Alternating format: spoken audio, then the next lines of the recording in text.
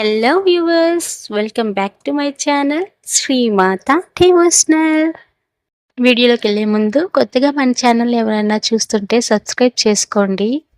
నవరాత్రులు, వీటిని వసంత నవరాత్రులు అని అంటారు. వసంత ఋతువులో ఈ నవరాత్రులు వస్తాయి కాబట్టి వీటిని వసంత నవరాత్రులు అంటారు.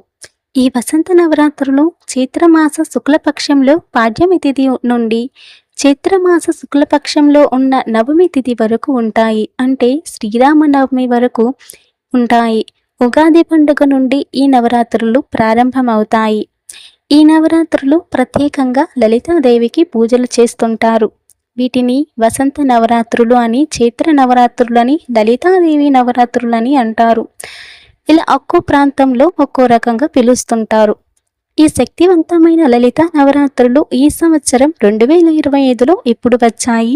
కలశం, అఖండ దీపం ఆనవాయితీ లేనివారు పూజ చేయవచ్చా? ఈ పూజని ఏ సమయంలో చేయాలి? ఇలాంటి అన్ని డౌట్స్కి ఈ వీడియోలో క్లారిఫై ఇస్తాను. వీడియోని స్కిప్ చేయకుండా చూడండి, మీకు అప్పుడే అర్థమవుతుంది.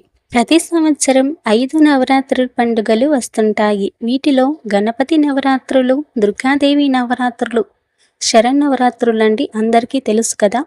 ఇంకా మిగిలిన 3 నవరాత్రులే వారాహి నవరాత్రులు, శారదాదేవి నవరాత్రులు, ఇంకా లలితా నవరాత్రులు.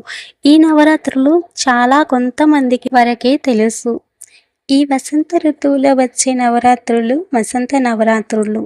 అదేనండి లలితాదేవి నవరాత్రులు. మనం దుర్గాదేవి నవరాత్రులు చేస్తుంటాం కదా, అలానే ఈ లలితాదేవి నవరాత్రులు కూడా అమ్మవారికి 9 రూపాలకు సంబంధించి పూజలు చేస్తుంటారు. అయితే ఈ 2025లో ఈ నవరాత్రులు ఎప్పుడు వచ్చాయి, ఎప్పటి నుండి ఎప్పటి వరకు ఉంటాయి, అలాగే పూజా సమయాలేంటో తెలుసుకుందాం. 2025 చైత్రమాస పాడ్యమి తిథిలో అంటే మార్చి 30 ఉగాది నుండి 2025 ఏప్రిల్ 6వ తేదీ వరకు ఉన్నాయి. ఈ 9 రోజుల పాటు ఈ నవరాత్రుల వేడుకలు జరుపుకుంటారు. ఈ 9 రోజులు కూడా ఎంతో శక్తివంతమైన రోజులు. ఆ లలితాదేవి అమ్మవారికి ఈ 9 రోజులు కూడా నియమనిష్టలతో పూజలు చేస్తే చాలా చాలా మంచిది. అయితే కలశస్థాపన చేసి పూజ చేసేవారు ఏ సమయంలో కలశస్థాపన చేయాలండి అంటే స్క్రీన్పై కనిపిస్తుంది చూడండి. ఈ సమయం లోపు కలశస్థాపన చేయాలండి. ఉదయం 6 గంటల 15 నిమిషాల నుండి 10 గంటల 15 నిమిషాల వరకు ఈ లోపు కలశస్థాపన చేయాలి. ఇక్కడ కలశస్థాపన ఏ రోజు చేయాలి అనే సందేహం కూడా వస్తుంది కదా. నవరాత్రి స్టార్టింగ్ అయిన రోజు అంటే మొదటి రోజున కలశ స్థాపన చేయాలి. అఖండ దీపం కూడా ఈ మొదటి రోజే వెలిగించాలి. దశమి తిథి వరకు అఖండ దీపం పెట్టుకోవచ్చు. నవరాత్రులు 9 రోజులు చెయ్యాలా అండి అంటే మీకు కుదిరితే 9 రోజులు కూడా అమ్మవారికి పూజన చేసుకోవచ్చండి. మాకు 9 రోజులు పూజ చేయడం కుదరదు అనుకునేవారు చివరి 5 రోజులు కానీ, నవరాత్రులు చివరి 3 రోజులు కానీ, లేదా ఈ నవరాత్రుల్లో ఏ ఒక్క రోజైనా కూడా మీరు పూజనైతే చేసుకోవచ్చు. కలశం, అఖండ దీపం పెట్టే పూజని చేయాలా, ఆనవాయితీ లేనివారు ఈ నవరాత్రి పూజని చేయవచ్చా అని అంటే అలా ఏం అవసరం లేదండి. కలశం, అఖండ దీపం పెట్టే పూజని చేయాలి అని ఏం లేదు. ఆనవాయితీ లేనివారు కూడా చక్కగా పూజను చేసుకోవచ్చు. ఉదయం సాయంత్రం దీపారాధన చేసి పూజను చేసుకోవచ్చు.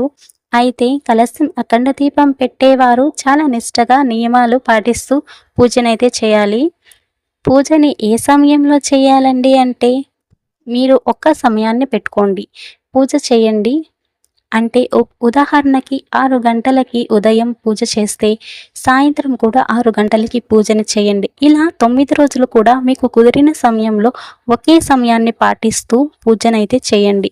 ఈ నవరాత్రి పూజ చేసేవారు ఈ 9 రోజులు కూడా నాన్ వెజ్ని తినకూడదండి. ఈ 9 రోజులు కూడా ఉపవాసం ఉండాలా అంటే 9 రోజులు మీరు ఉపవాసం ఉండగలిగితే ఉండండి. ఆరోగ్య సమస్యలు ఉన్నవారు ఉపవాసం ఉండకపోవడమే మంచిది.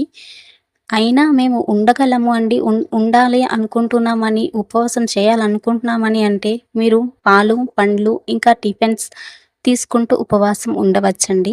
అయినా ఉపవాసం అంటే ఏం తినకూడదు అని కాదండి.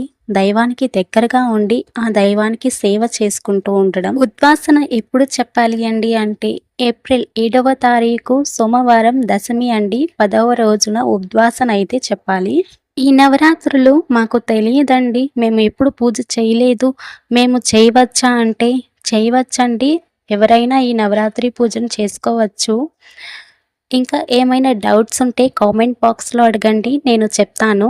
ఈ ఇన్ఫర్మేషన్ యూజ్ అయితే లైక్ చేయండి, మీకు తెలిసిన వారికి షేర్ చేయండి. ఆగండి, ఇలాంటి మరెన్నో పూజా ఇన్ఫర్మేషన్ వీడియోస్ కోసం మన ఛానల్ని సబ్స్క్రైబ్ చేయండి. Thank you for watching.